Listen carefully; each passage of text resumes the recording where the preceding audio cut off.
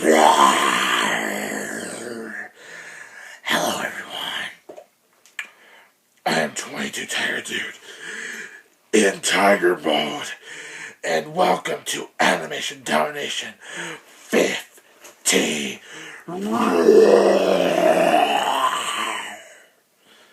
Okay, I hope that didn't scare you all too much, but anyways, welcome to another video of Animation Domination. This is the 15th one. And we're going to go ahead and start off with the Cleveland Show. Okay, so in this Cleveland Show episode, it's Cleveland's parents' anniversary. And they throw them a happy anniversary party. But Freight Train, that asshole, never shows up. Because he's been busy with other women. And he's been ignoring his wife, whose name I can't remember, by the way. But she's been getting extremely ignored by Freight Train, and Freight Train just won't open up his eyes. That one day, for Freight Train to make it up, Cleveland wants to help him, so he gives him tickets to his concert, and then the wife, she enjoys the concert, and she leaves with this concert guy. I'm not good with the names right now, sorry about that. And that's pretty much it. And she left Freight Train after that concert. And so, now Freight Train realizes how much he's been ignoring his wife, and now he wants her back. That's pretty much this plot right here. Meanwhile, Cleveland Jr. works at an office.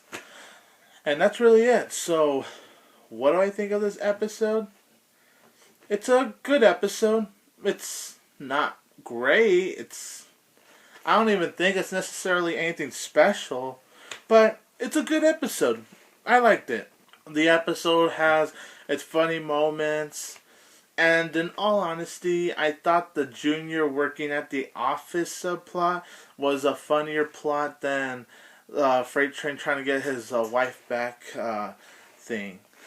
And Freight Train, he was an asshole, so I had no sympathy for the guy. I didn't feel bad for him whatsoever. He messed it up, and he knew somehow it was going to turn out that way. But the episode was good overall. I mean, the pacing felt nice, although a few parts it felt rushed, especially the ending. The ending, man.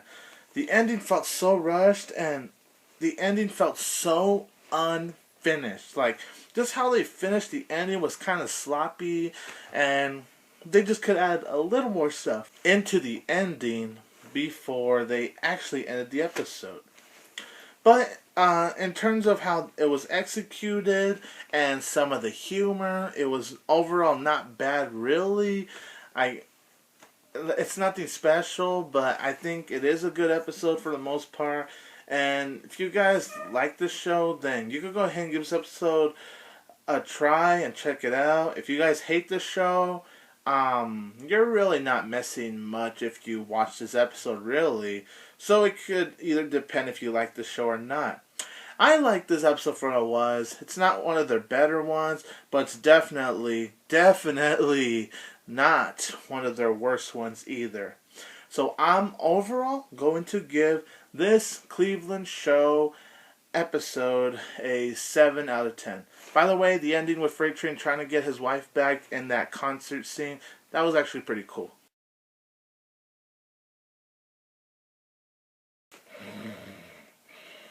Homer, get off of my face. Homer? Homer! Don't!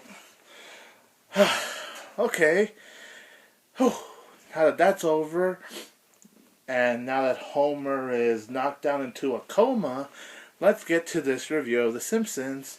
And all you need to know about The Simpsons episode is that in the main plot, Bart actually shaved Milhouse's head, and Milhouse ended up looking like his dad, Kirk. So you know what happens? Milhouse now explores the wonderfulness of being an adult. And so they put him on these cans to make him look like his dad and get taller and, just look like an adult. And he actually did look like his father, which is actually no surprise because all this time I always said to myself, just shave Milhouse's head and he's like a mini Kirk, and which he was, and I thought how the writers came up with the idea was done well.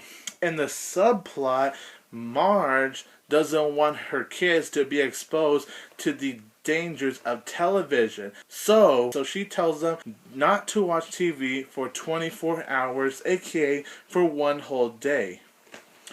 And so what do I think of the Simpsons episode? It's a really enjoyable episode. I thought the premise was creative, and there were many funny moments in the episode. I got a good amount of laughs. Pacing was good. It was very nice. Only thing I didn't like about the episode, and I felt unnecessary to me.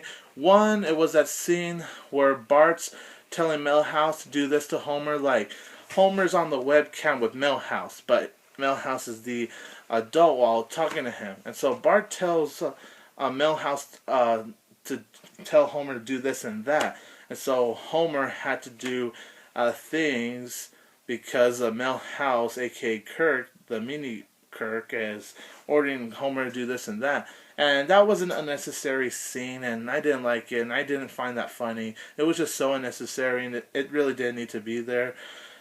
Plus, in a couple of moments, the episode did feel a little rushed, and there were a couple of moments I found to not be funny and feel a little boring. But really, other than those problems, the episode was nice. It has a good touch. It's good on the humor. It's very good on the charms. You know, your nice Simpsons charms. And that's really all about the episode. I love the whole idea about Milhouse being a mini Kirk. That was just a very creative plot. I didn't even think the writers would come up with a plot like that, and they did. It was handled well. And I just had a very enjoyable time with this Simpsons episode. It's nice on the writing, and like I said, just everything about this episode, for most of it, I found myself enjoying it. Plus, Homer was funny here as well. Of course, Homer, he's always going to be Homer, and he's my favorite character out of the whole show.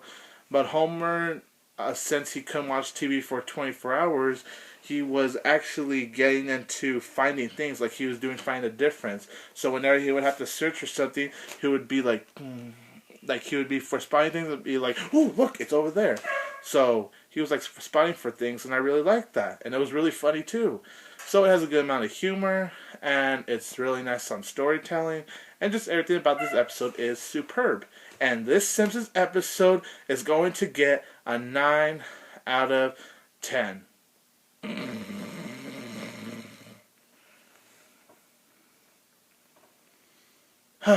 Even on a coma, Homer still has to be asleep.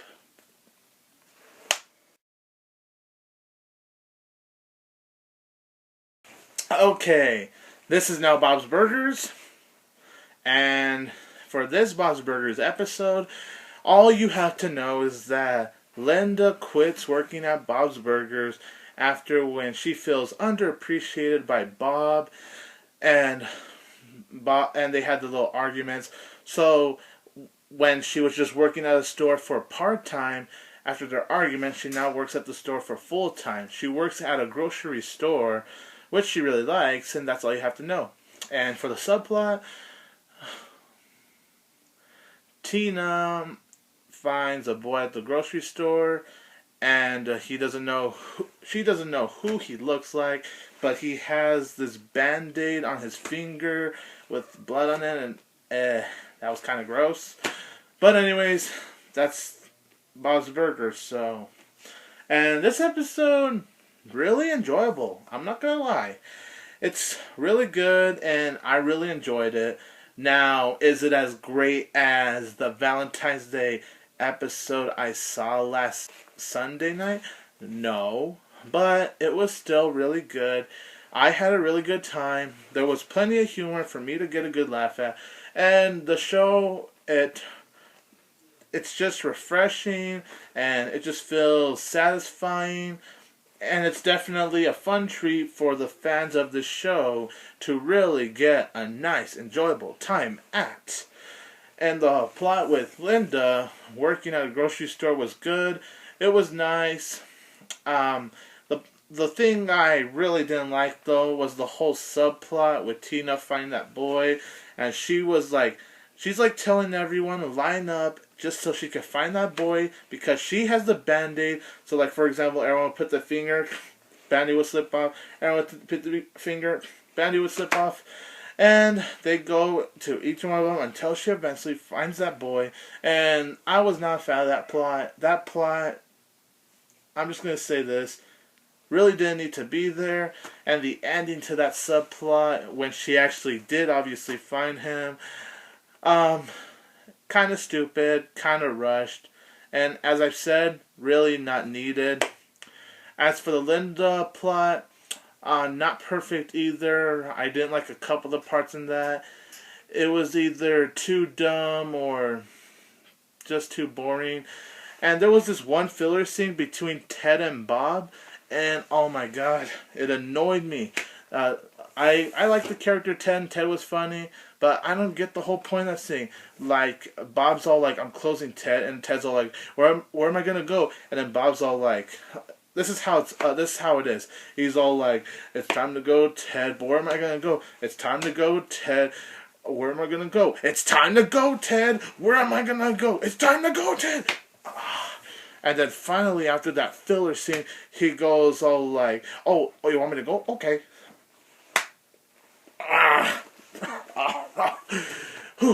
But other than those issues, it was really enjoyable.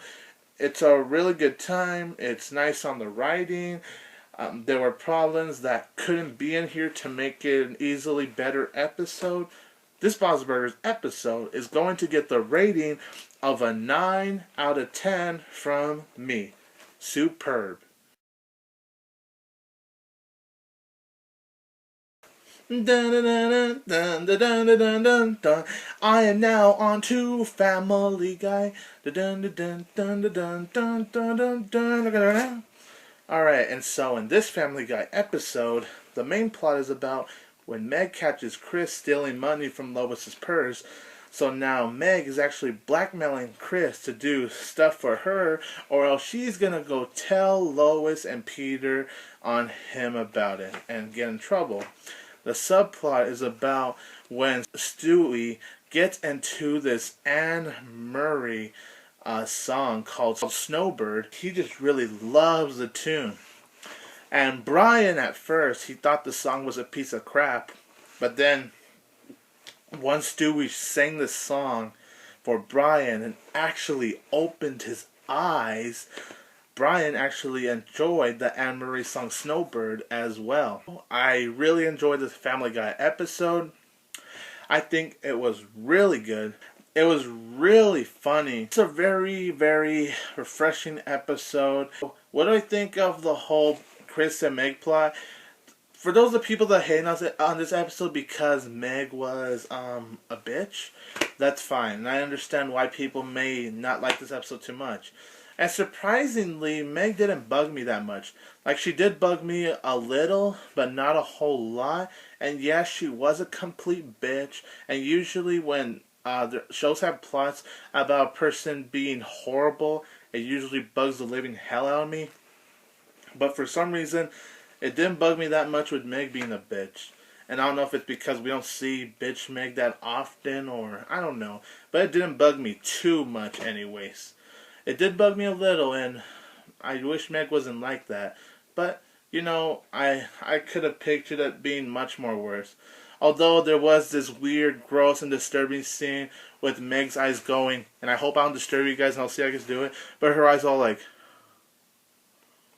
and like she's trying to look for things like, I don't know what I did. Like her pupils, and you just see white stuff and she goes all blind. It's a pretty funny scene, but it was a pretty disturbing scene if you ask me. And the whole Anne Murray song, I never heard of Anne Murray until this episode showed me, and I immediately fell in love with the Snowbird song by Anne Murray, and I can understand so much why Stewie and Brian love the song so much. And Seth MacFarlane, who I do follow on Twitter, even tweeted saying, "In answer to you all, my dad always played Anne Murray in the car on the way to the dump when I was a kid. Inspiration for the episode." That song was an inspiration for Seth. And so I say, well done, Seth. And the episode, it's all around funny. The ending, although it felt a little rushed, it was funny to me anyways. Especially the very last part with what Herbert said to end the episode. But that song, Snowbird, it really was enjoyable. It's lovely. It's got a beautiful singing voice. Stewie and Brian meeting Anne Murray towards the end of the episode was very funny. Very cool too. So I think I enjoyed the Stewie and Brian plot a little more than the Chris and Meg plot. But it's good to see that we got another Chris episode. Because since last season didn't have any Chris episodes, at least as far as I can remember, we get another one this season, which I really like. I like that it focused on Chris and Meg, because Lois and Peter were rarely in this episode. They were rarely in this episode. So the main focus was Meg and Chris on the main plot, and Stewie and Brian in the subplot. And so that's very interesting. I really like this episode. That one was perfect for me, while the Chris and Meg plot has its problems. But in the end, it's really enjoyable. I really like it. It's definitely an episode I could watch again and still enjoy a lot. And I'm going to give this episode a 9 out of 10. Oh no! Where is Tiger Dude? Where is the 22 Tiger Dude? He still has to do American Dad. I'm right here, you guys. Yeah, but lastly, it's American Dad. Yeah, it's American Dad. And so for this episode right here, Jeff finds out that Roger is an alien. Yes, Jeff finally finds out that Roger is an alien. And it's all Roger's fault too. Stan tried telling him, but you know, Roger, he's a complete dumbass and he never listens. So most of the blame goes to him, honestly. Jeff was a dumbass too, and of course I don't trust either of them. And so after Jeff finds out about Roger, Stan and Haley tell him he mustn't promise, but of course Jeff, he was an idiot and he still told everyone. Stan, he has to kill either Jeff or Roger, but then Roger got the idea that he could just leave home so Jeff could still live and the family could still be safe. That's the plot right there. First of all, this episode, well, at least not the whole episode, because there was a subplot with Steve having butts, and that was kind of a weird plot, but it was pretty funny though. But as for the main plot with the whole Jeff finding out Roger thing and Roger having to leave home, I call bullshit to that, because why? You know how this episode is going to end. You know how it's going to go. It was so predictable. I knew what was going to happen in the end of this episode. First of all, the thing that bugged me was how Roger revealed he was an alien to Jeff. I wanted to punch him in the face. Second, I hated Jeff for revealing to everyone else that Roger is an alien on the phone. I wanted to punch him in the face even harder, even after Stan and Haley repeated to him to not reveal Roger's identity. And then, I'm sorry, I'm gonna go into a little bit of spoilers about the ending, and even though it's predictable, you know how it's gonna happen. If you want to mute, go ahead. But, so, there was this montage. There was supposed to be this sad montage of Roger from all of the previous years on American Dad. All the crazy stuff he has done. It's a montage of him. And it goes on for a minute or a minute and a half. A minute or minute and a half montage was so unnecessary. It was so unbelievably unnecessary, and it really brought down my enjoyment of the episode. And the ending, this is where I'm going to go into a little bit of spoilers. Roger does not leave. You know what that little son of a bitch did? He goes to... Roger's about to leave, right? But then Jeff comes to him, and Roger says, I have to tell you something. Then Roger pushes him into the alien ship, where the alien ship ends up taking Jeff instead of Roger. And that was Roger's plan. So, no, Roger didn't leave Earth. And that's what made this episode so unbelievably predictable and so unbelievably unnecessary. I know this sounds like a rant, but I don't hate the episode. I don't. It's enjoyable. But those are the problems I had with the episode, and it just could have been a better episode in my opinion. But it is a great episode. I know, like I said, I don't mean to make it sound like a rant. It really is a great episode, but it's just those problems in the episode that bugged me so much. It really wasn't necessary. As for the subplot with Steve having the butts, that was funny because he had to stuff himself, and it was a little weird plot, but it was funny, and I enjoyed that plot as well. And I'm going to go ahead and give this American Dad episode an 8 out of 10, even though it was so unnecessary and so predictable on how the episode was going to end. Subscribe to my channel, comment and give me your thoughts on each of the Animation Domination premieres. Like and share this video. I hope you all enjoyed this, and don't forget that I will always have